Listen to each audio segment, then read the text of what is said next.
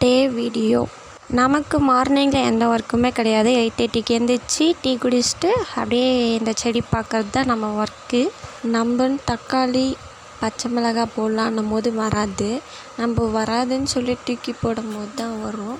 அப்படி தூக்கி போட்டு வந்திருக்கிறது தான் இது ஏன்டா கல்லுக்குள்ளே போட்டிருக்கோம் அப்படின்னா, இந்த பெருக்கான் தான் எதுவுமே விட மாட்டேங்குதுல்ல, அதனால் கல்லுக்குள்ளே போட்டிருக்கோம். அது கண்டுபிடிக்காமல் விட்டுருக்கு, அதனால் வந்திருக்கு.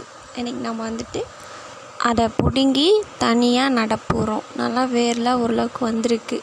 பிடுங்கின உடனே வந்துடுச்சு மழை வந்ததுனால. ஆனால் வச்ச கொஞ்ச நேரத்துலேயே பார்க்கும்போது சுருங்கி போச்சு, பாவமாகி போச்சு.